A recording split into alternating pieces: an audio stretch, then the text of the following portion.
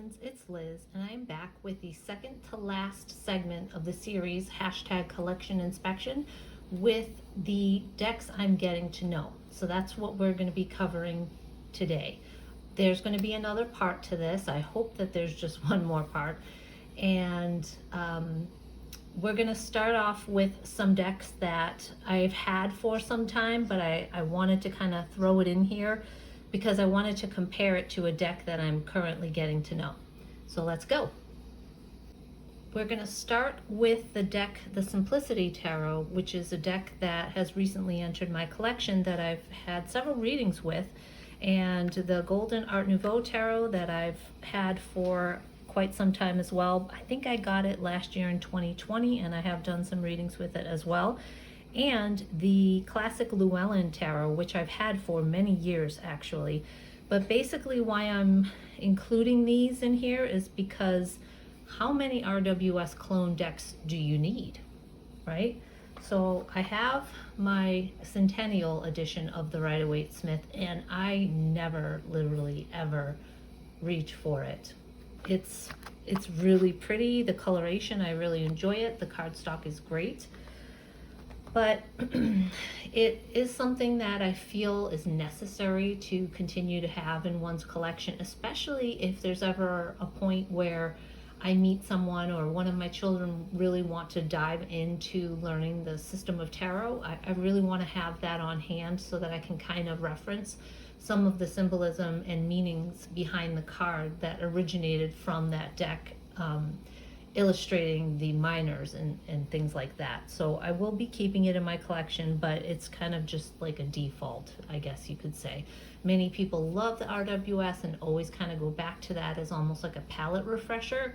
And I've never really had the occasion to do that, possibly because of the fact that I was getting in a lot of decks into my collection in 2020, so it really wasn't necessary because I was always, on to the next thing, which is exactly what I want to stop doing. So let's get to it. Now, the Simplicity Tarot, this is the indie version of the diverse edition, actually, and I know that it was recently released with shiny star-studded red edging, and that's, I believe, still available, and I will link to that. This particular edition is not available anymore. It is currently out of print, but I also do know that the Simplicity Tarot will be making it to mass market. I'm not exactly sure when, but I will also link the information to that as well. So this one has thick cardstock matte. Here are the backs. Here are the matte gold edging, and this is the one that I wanted versus the shiny red. Even though it's very pretty, I know what shiny gilding does, and if there's an option to get it where it's matte, I'm gonna go for that option as well. It has a nice guidebook. This one does not have any pictures, like any thumbnails for the cards, and I do know that the red one does, the Red Rose edition. And this one comes with a certificate of authenticity. There were only 200 made. So this is the one that I'm getting to know. Now, this classic Llewellyn, I know I mentioned in my other, one of my other pairings, I believe, with the Darkness of Light Tarot. I use it as the light element next to my Darkness of Light. So when I do light and shadow readings, this is the deck that I reach for. Really, that's the only reason I have it. I did a reading with this morning, and I was really happy with the reading that I got. And I have to say that I like the white space. So if you look at it, I asked the deck, what do you think about my getting rid of some of my decks in my collection? Like this whole decluttering process. Like I was asking several decks that question, like what is your take on it, and what can you tell me about this process? So my undercard was the Sun, about happiness, and I got 8 of Wands, 7 of Wands, and 7 of Cups. So basically, go for it. There's like, it's going to take some time because I was struggling this morning. I was looking through decks and comparing them for a couple hours. Right now I do have the luxury of having that kind of time. Unfortunately, that may not last forever, so I kind of have to get going on this, the completion of this project. And the 7 of Cups being options and pipe dreams. I have too many decks, and I know that, and I'm blessed to be able to say that. But I don't need, to have a collection that's more than I could ever use. But it's important that I only release the decks that don't make me happy and keep the ones that do. So I was really happy with that, and I really feel like the white space kind of lets the messages breathe. So I was really excited about that. And that's one of the reasons why I wanted to compare it, because I did another walkthrough, or not walkthrough, a reading with the Art Nouveau Tarot, and it wasn't as clear. And I have had clear readings with it in the past, but when I'm trying to pare down RWS clone, options in my collection, I was starting to not get the feels from this deck. Here's one of the extra cards, Spiritual Guide, which I really enjoyed. The classic Llewellyn, like I said, really has only one purpose. I'm not really drawn to use it at any other time. I do like the people and how they're drawn. I love the vibrancy of the colors. And I don't know, I'm not digging this gold for whatever reason now, because when I bought it, obviously I thought it was beautiful, but it's not calling to me. And I get like a luxurious feeling from an indie deck more so than I would over a mass market deck. So if I have to choose, that's kind of, like I was mentioning in my last video, the tactile feel, the whole experience of using the deck is really important to me. And obviously how it reads, that's important too. But if it feels special, it's going to make me like get all the warm and fuzzies inside. One thing I will say about this deck is I'm not too keen on the keywords. Not because I don't like the keywords, but because of the fact that some of them are nouns and some of them are adjectives. I don't know. Like I'm always looking at like things that are misspelled. I'm always looking at like grammar, and it just pops out at me, and it's not something that I can't unsee. So intuition and empathetic. So intuition is a noun and empathetic is an adjective. So couldn't it have been intuitive and empathetic? Like choose one, like make all the all the description keywords like adjectives, like descriptive words applied to the card, or make them both nouns. See, partnership and true love, those are both nouns, so that doesn't bother me. Like carefree and new beginnings. Carefree is like a descriptive word for the Fool. New beginnings is just new beginnings. It's a noun. And I know. I'm being ridiculous, but it's a thing with me. Nurturing and security. Nurture and secure, I don't know. So I also wanted to kind of have a caveat in this video and for previous videos that any decks that I may hint that I don't resonate with anymore, it's not an attack on that particular deck. It's not meant to offend anyone. It's just what does and doesn't resonate with me anymore. And if it did, obviously it's in my collection. It resonated with me at some point. So it has value. All of these creations have value. So this is the Simplicity Tarot, the Art Nouveau Tarot, and the Classic Llewellyn Tarot. Next up are two more RWS clones. I can't really say that this is an RWS clone. This one is based on RWS. This one veers off in quite a few places from the traditional meanings of the cards, but I wanted to compare them because they're both kind of older decks and they both have lots of mustaches. So how many mustache decks do you need in your collection? Let's find out. So like I was mentioning, I've had the Morgan Greer in my collection for quite some time. It was actually one of my first decks as well, within that first year of starting to work with tarot, so it does hold lots of sentimental value for me. The Cosmic Tarot I saw on Don Michelle over at Boho Tarot's YouTube channel, and I love what she did with the back, so I trimmed mine.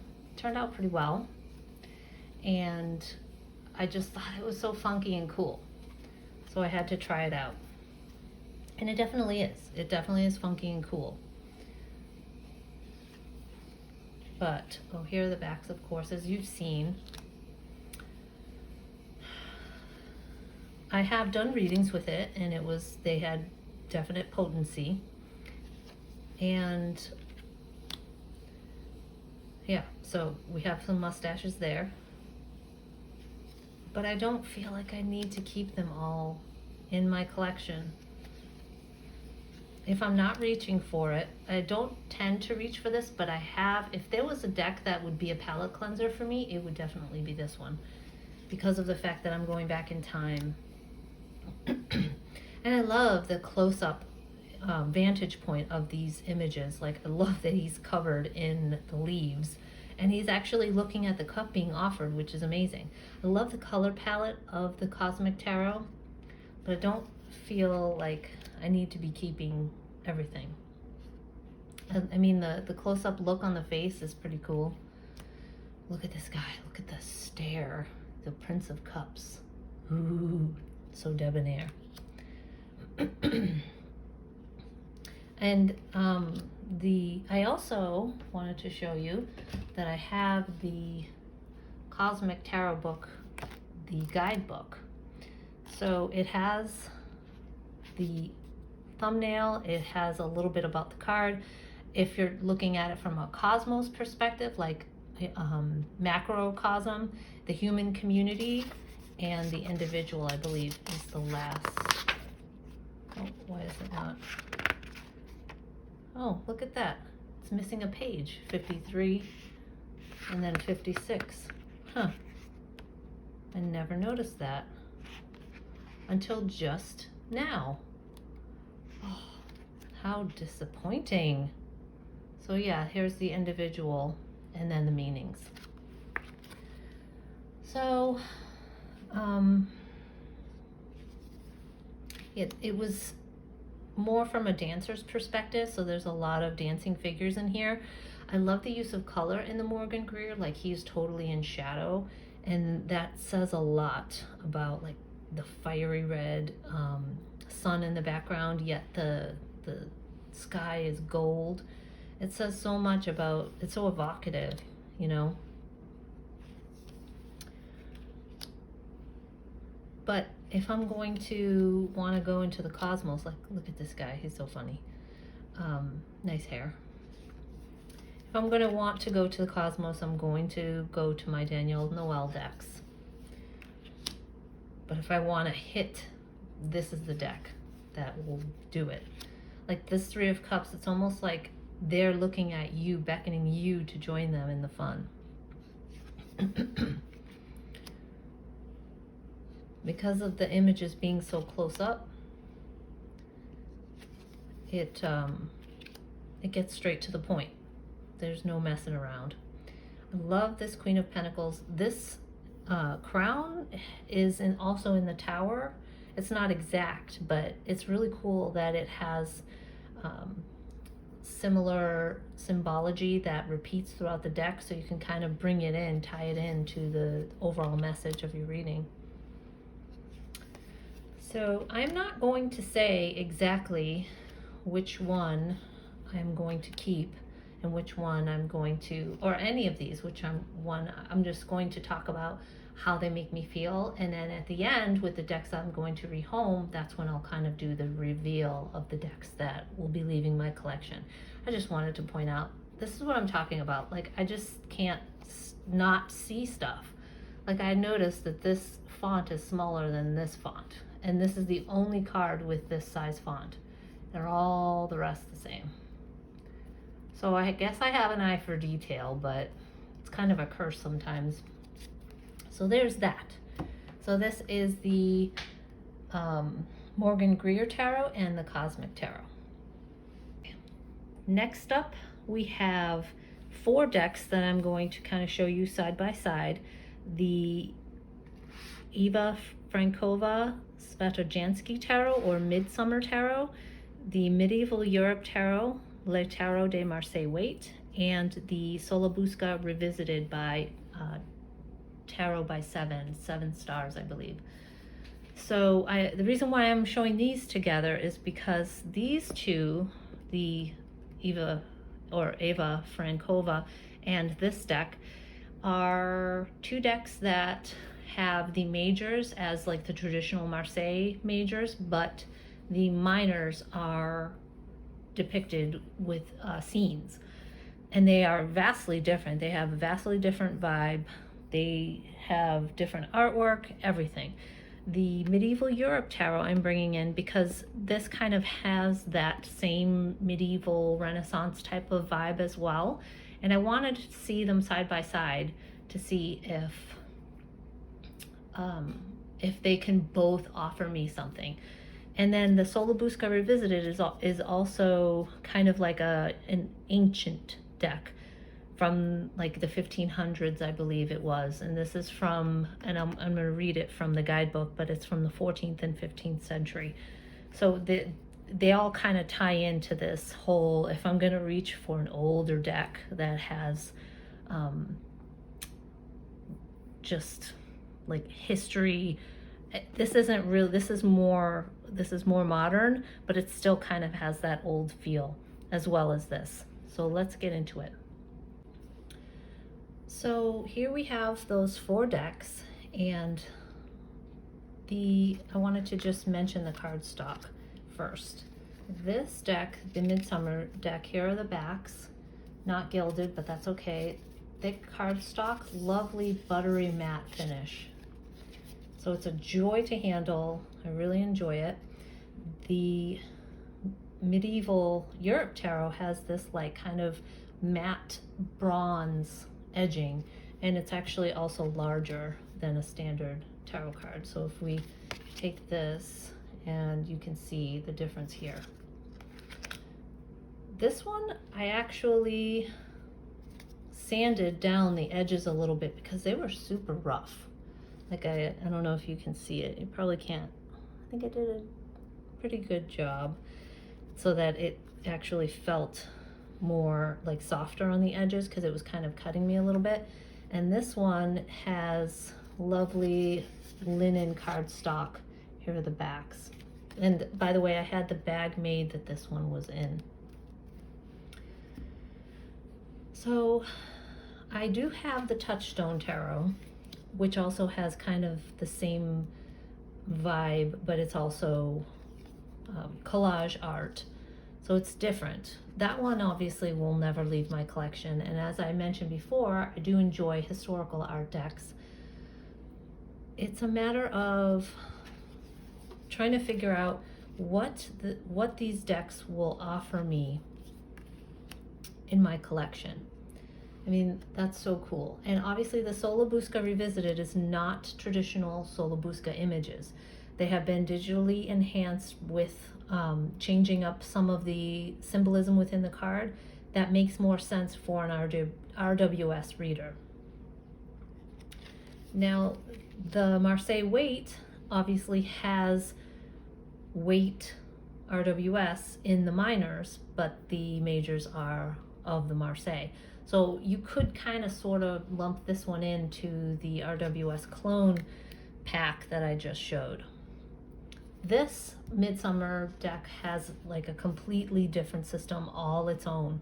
Now the guidebook is not in English, and I think I ordered it from Czechoslovakia, if I'm not mistaken. So it took quite some time to get to me. But there is a terrific walkthrough on Waterchild Tarot's channel of this deck that kind of, she did like some translation of some of the some of the guidebook, and so she really did a great job explaining what some of the symbolism is supposed to mean and what stories, what mythologies they kind of tie back to. This is, of course, the very, not famous, but you recognize this as pertaining to the Solobusca. This is the Magician. This was the card that I chose for my bag. And you can see it has the wand, it has the cup here, the pentacle, and the sword. So that's kind of the one that I wanted to use. Now, in the regular Solobusca, the traditional Solobusca, these are actually wands. So she changed them to be swords, which actually fits better with the 10 of swords for the deck. Now, I just think the imagery here is so lovely, and it's such an easy reader. This one, this is pertaining to a Greek myth. Maybe I'll be able to grab a hold of that Greek myth and who she is. I think she was the mother of someone who was trapped because she gave birth out of wedlock. So I'm probably going to put a little title bar on what that myth is. There's so much in this medieval Europe tarot to kind of dive into. There's so much going on within the picture, and a lot of little tidbits repeat. Like you'll see a sun in the background that will be on several cards. There's so much like weird stuff happening, which is so amazing and quirky. And what I love about I know I'm bouncing around, so I totally apologize. What I love about the Svetojansky tarot is like the look on their faces. It's so unique. I think that Eva used her family as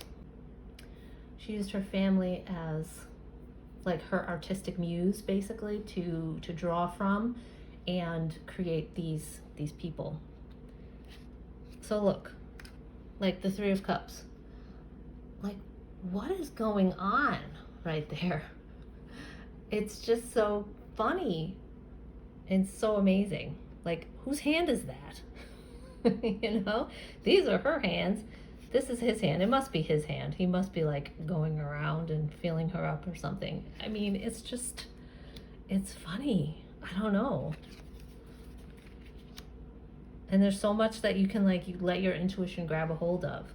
For the Solobusca tarot, this is also one that's been changed. So you have the 7 wands here, so he's like fighting off the other wands, which is really cool. But I have to figure out which one like makes me laugh, which one is something that I would miss. Like the Solobusca tarot I would use for past life readings, but now that I have the relative tarot, it really isn't something that I go to so much anymore. Like the Chariot, like he's got it, he's grabbing the chariot and he's like about to whack these people. And his face, like look how like sweet and inviting, you know? Oh, I gotta tell you guys, this has been a hard process, and it's getting even harder because I'm coming to a point where I feel like I have to decide like to let my babies go, you know? Here's King Midas. So the 4 of Pentacles, because, you know, he's holding on so strongly to what he loves, he turned his daughter to gold. So that's pretty cool. David and Goliath, the 7. Oh, so good, so good. Okay, guys, this is the Svetojansky tarot, the Medieval Europe tarot, the Marseille Waite tarot, and the Solobusca Revisited. So here we have the Architectural Tarot and the Naturescapes Tarot through, I can't remember the artist's name, but it's through Make Playing Cards. Now I was able to order it with the linen cardstock, which is really nice, and it's a bit thicker than their standard smooth. They have a standard smooth option, which is the default. So if you decide you want any of these, make sure that you decide which cardstock you're going to choose. So they have the standard smooth, the premium smooth, superior smooth, and then the linen cardstock. So these give me Tildwick vibes, Tildwick Tarot vibes. Here are the backs. And there's no guidebook, but it allows your intuition to speak. And in the Architectural Tarot, the cups are statues, the wands are doorways. So as you can see, here's the Eight of Wands, which is awesome because you have a moving train, so it indicates that movement, right? Let's see what else. I'm getting all wands. The swords are windows, and the pentacles are stairs, which is kind of cool if you ask me. And I love landscape art. If you saw any of my other videos, I have the Majestic Earth Tarot, and I pair that with, I think, I don't know if I've shown it yet, but the Sacred Destiny, which kind of works for that as well. And I also have the Augenblick Tarot and Oracle, which is also like portraits. Here's the Wheel of Fortune. Look at that. How cool is that with the reflection in the water? The King of Swords is so majestic. The Four of Cups, you have that stability, you know, not moving against what's happening around you. The Nine of Pentacles, look how lush and beautiful and opulent that stairway looks.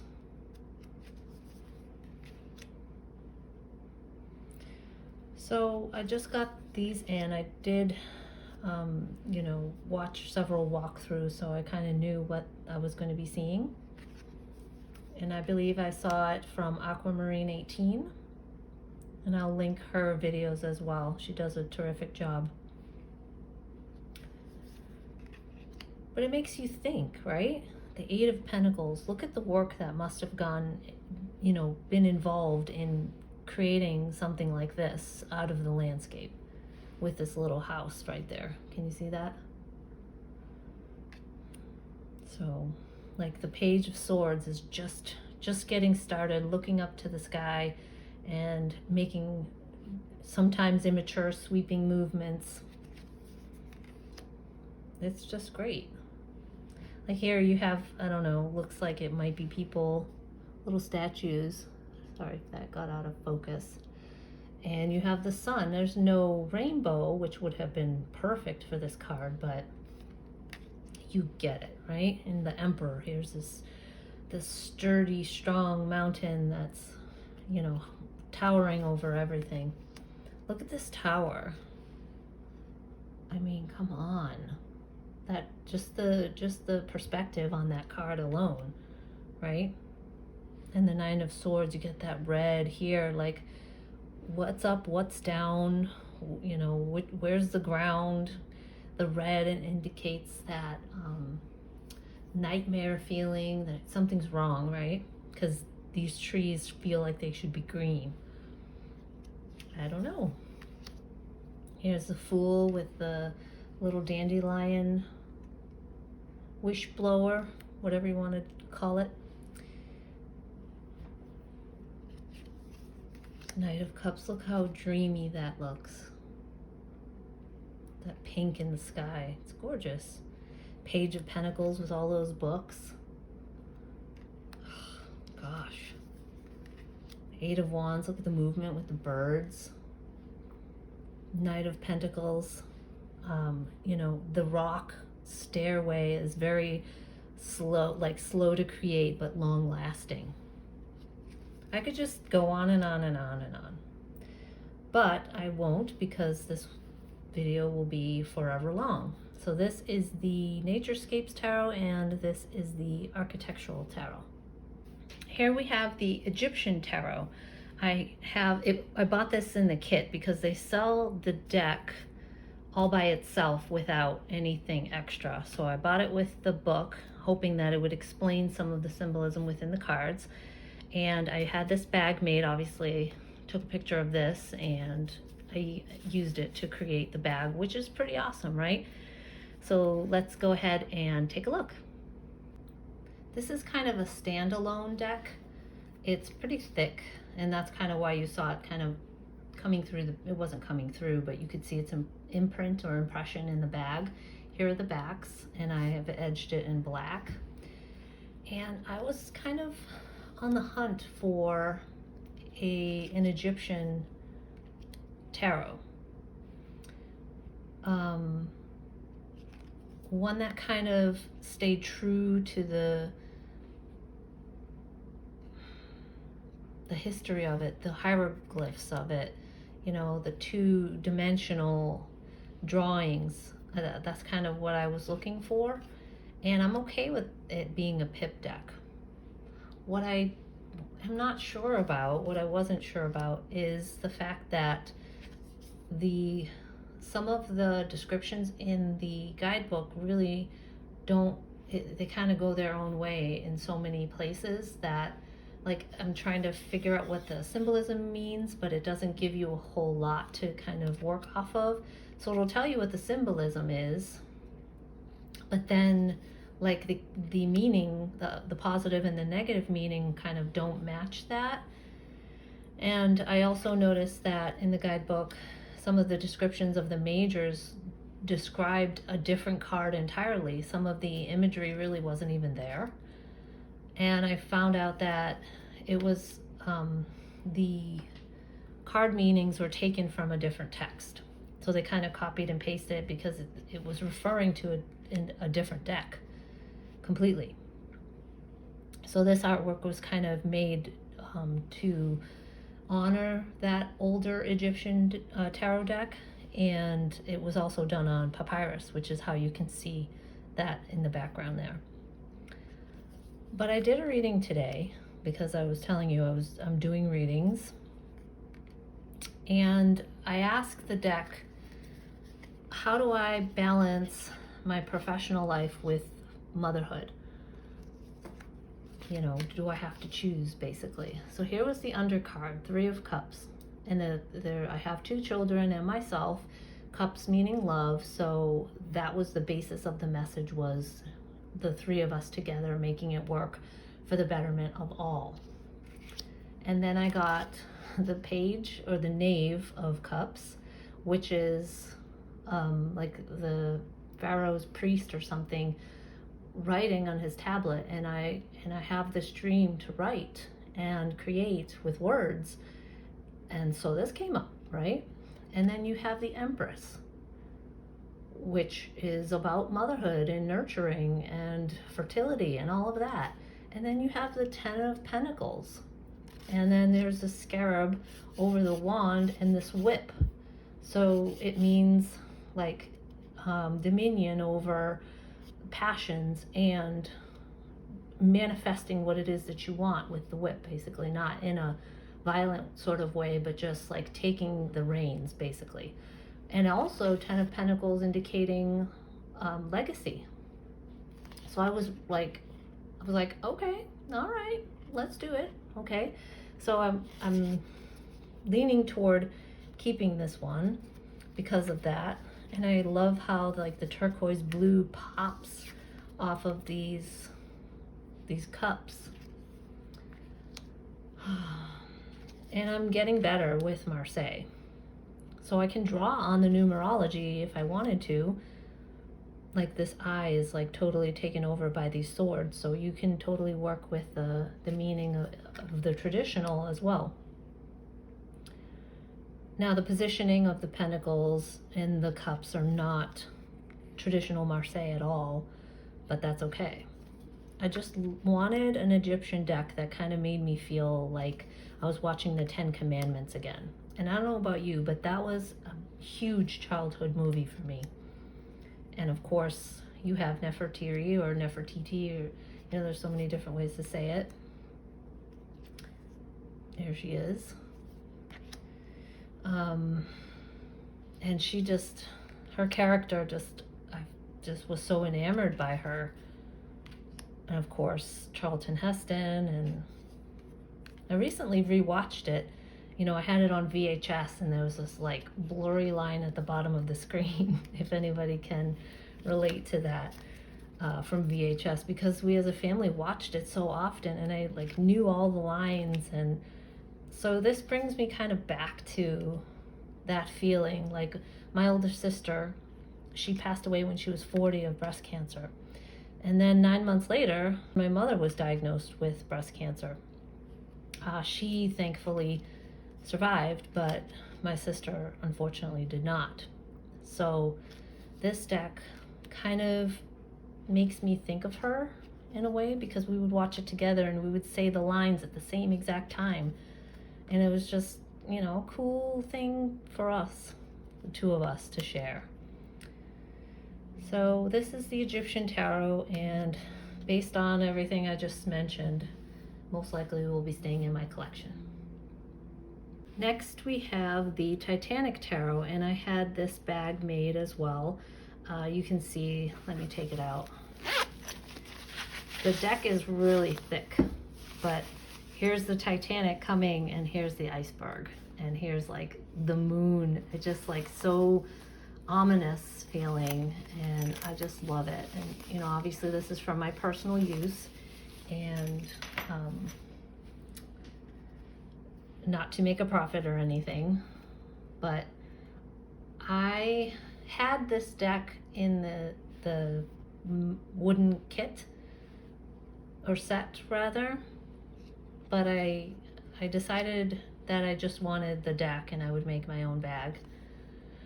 I still have it in order because I haven't used it yet.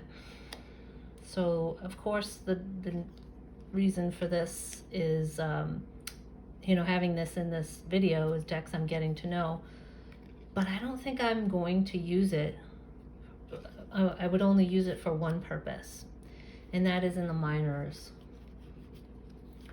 Everything is underwater. The wands, the pentacles or coins, the swords and the cups. Everything is underwater. Except for the aces, actually. They came up on shore. Here are the like holographic, I don't know if you can see it. Maybe not in this light, but it kind of has a shimmer of like green and blue. It's very faint, at least on this deck. Now, unfortunately, I don't have the guidebook anymore to kind of talk about who the characters are. Who the characters are in the courts and in the majors. I know this was the captain, obviously. But I think I would be able to maybe look it up or ask the creator for like a PDF or something. Maybe it came with one. I'll have to look it up. But it is so powerful. And the reason why I want to keep this for one purpose only is for a time that myself or someone else is in the midst of a tragedy. It makes sense, right? The Titanic Tarot, tapping into these people's just devastation, reflects that energy back, but not in a like wallowing type of way, not in a like, oh, you're gonna drown type of way, but it has the imagery of people working their way up to the surface. And I mean, if you're in the midst of a tragedy, seeing this like dominating force taking over, it makes you feel validated. It makes you feel heard, and it might not be the case for everyone. Other people might like be bothered by that, but I am the type of person who wants that. I want I want those rough experiences that is going to like help me with the healing process maybe a little bit faster. So if I see like how amazing and powerful and scary is this picture, but that's what you feel like if you're in the middle of grief or something that is like a tower moment in your life. You want to know that you're not alone. And everyone who experienced this tragedy, family members as well, you can tap into their shared experience, I feel. And I hope that this deck will deliver that for me. So here's the moon card that was redone because the numbers were incorrect. But let me just quickly show you a little bit of the minors. Like look, like coming up to shore, like grabbing the one wand to keep you afloat, right? A choice, like are you gonna at some point you have to decide if you're going to continue to, the word I used earlier was wallow, or are you going to find a way to bring some newfound joy into your life? I mean, we all experience that, right? Balancing of resources. What has changed now because of your tragedy? And not all the minors actually kind of make sense to me. You know, they're working together to get to the surface. Like, what support system do you have that you can use to help you out of this situation so that you don't have to feel as bad? Like the Three of Coins and the Three of Cups are like, they have very much a similar kind of vibe, right?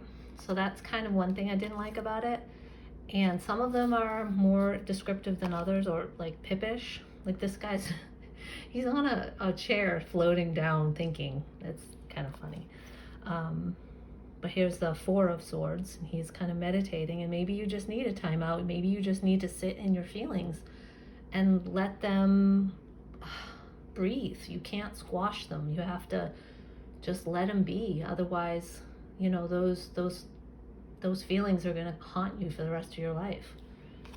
So, like, my goodness, wow. Can you imagine, like, fighting with other people for the last piece of wood that's floating at the surface or something? So yeah, it's powerful, and I don't see any other occasion that I would use it other than for that. So that is the Titanic Tarot. Here is Danny Mystic's Mystic Masters Tarot with this amazing bag here. It's so cool. So I'm glad that I have that because I'm like totally into those zipper bags. I'm going to move this over. Now I was thinking about this deck. I'm going to zoom in. Ready? Here we go. I was thinking about this deck as well and how it would, what could it teach me? What does it have for me in my collection? And I did a reading again with this one as well. And like, what do you think about my decluttering my collection? So I got this one as the undercard, the Four of Coins. So basically, like, your resources, it's okay to keep some of these things because it was starting to give me some anxiety. Not terrible anxiety, but like, oh my goodness, I feel compelled to get rid of stuff, but there's some decks that I really want to keep. So what do I do, So keep the things that matter to you. So that was the undercard. And then I had the Ten of Cups for joy, happiness, contentment. I had the Emperor for just, you have to be sure. You have to be sure before you get rid of a deck if you're going to miss it. Don't be foolish about it. And find balance. Give some away and keep some, like give and take. So make, balance the desire to declutter and to reduce your collection with the desire to keep some of these decks. So what can I say? I mean, thank you, Mystic Masters. And I love the art. I love what she did with the cool additions that she made. Like these like little tower like scribbles or whatever. It's so cool. You know, I love the little splattering of color that indicates the suit, so you know exactly what you're looking at. It's very fun, it's very artistic, and yet very sophisticated. And I get it. I get the message. I love the images that she chose. And I love the additions, obviously, that she made. Here are the backs, obviously. Like superior smooth cardstock. Shuffles really, really well. And I don't know if you've seen this before, but when I first saw it, I was like, shut up and take my money, because it's like totally my aesthetic. And, you know, but I haven't really used it a lot. But it's one that I know when I ache for something that blends old and new, I will want to have this in my collection. So I am still getting to know it, but from what I have used of it, it has delivered. And you know, Lisa Papez's walkthrough of this, and also Danny's walkthrough, like you could just see the mirroring effect of these two individuals with the white lines that she drew and how they complement one another. And I haven't forgotten that. So this is the Mystic Masters Tarot by Danny Mystic. Okay guys, these are the last 3 decks that we're going to take a look at today. These are some of the newest in my collection, ones that I have worked with the Elemental Wisdom Tarot several times. I worked, I think, with the Cosmic Visions Tarot once, and the Wandering Star Tarot deck once. So let's take a look and compare these for what they can offer to me in my collection. So all of these 3 have obviously a totally different vibe, but we're just gonna go with it, right? Just bear with me, okay? The High Priestess was misspelled, and I have requested a replacement card. I know that you had a choice to either get the replacement card or get like 20% off of all decks for life. And I'm like, oh man, that is such a great deal, but man, I can't deal with that. So I'm gonna just take the card. And I just emailed Christoph from, I think that's how you say it, from Taroteca Studios for like an update, because I haven't received mine yet. And I don't know if anyone else has. Please let me know in the comments if you have this deck and you've received your replacement card from Russia. But I haven't, and I'm looking forward to it. So this one I would say has more of a like a fun, soft energy with the beautiful like looks in their eyes. This one has more of a like cosmic, quirky, fun energy, and this one has obviously a digital energy. This also could have fit into my category for fantasy, but since I haven't worked with it all that much, I wanted to include it in the decks I'm getting to know. So this one has matte cardstock and it's got shiny gilding. This one has rose petal finish, and I chose the one with the black borders that continue, the like speckly stars, if you can see that. And it's got matte black. Here are the backs. Did I show you the backs for this one? And you can see like the gold there, which is fun. And this one has matte black as well, and awesome, amazing backs, and also the rose petal finish, which I know a lot of people despise, but I don't mind it. I actually like it. And I know it clumps and everything, but it feels so good. I just want to pet it all the time. I know that this deck has some, you know, controversial opinions surrounding the wand suit. I get it. I understand it. And if it's not for you, then, you know, it's totally up to each individual to decide what works for them and what doesn't. But I really like the deck.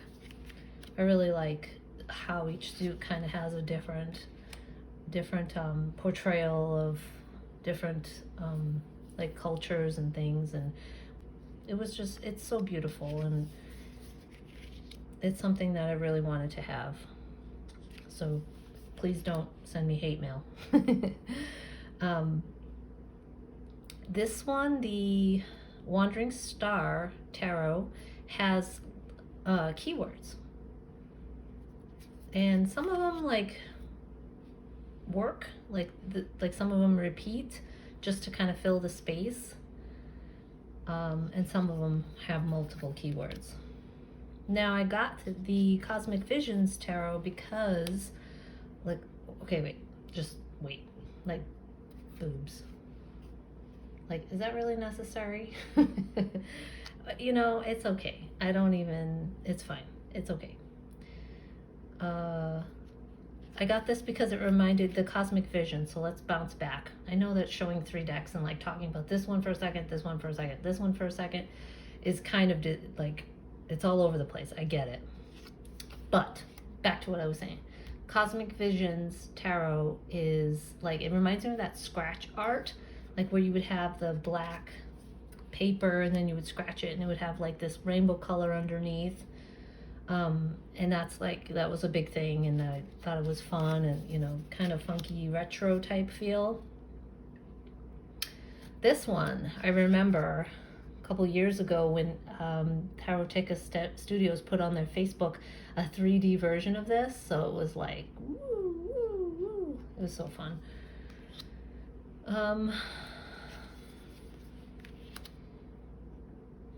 don't know. I did readings with these two this morning, and I was I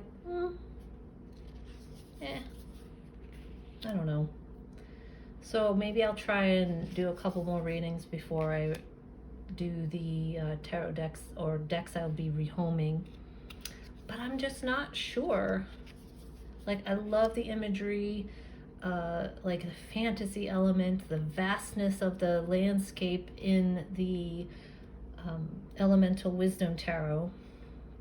But I feel some of these are just the meaning of the card, and that's it.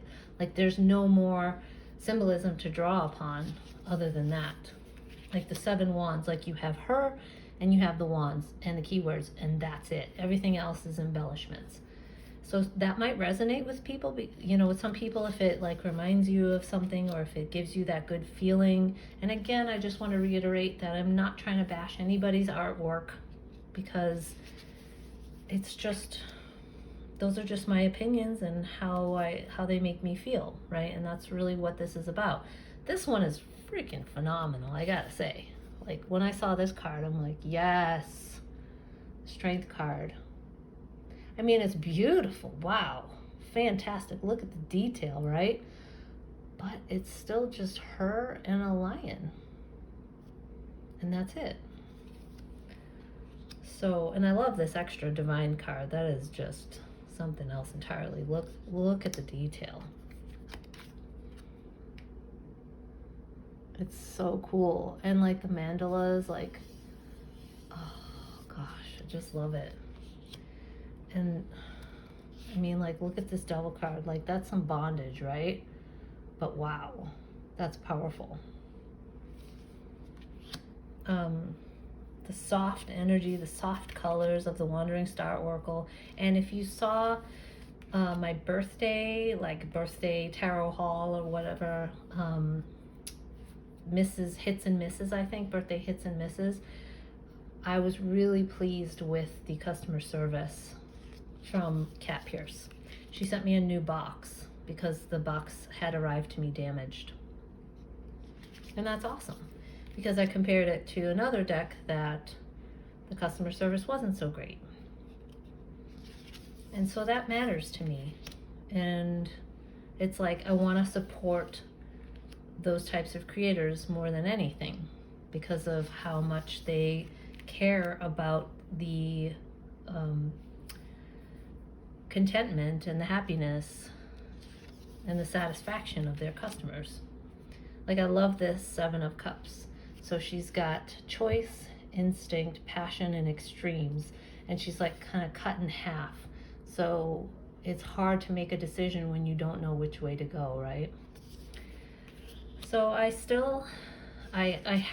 think I know. I think I know which one or ones I will be rehoming, but I'm not going to tell you until I release that video.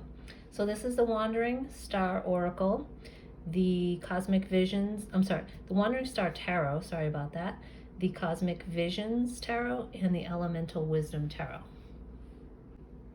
Thank you so much for joining me for the second to last video of this segment, Decks I'm Getting to Know.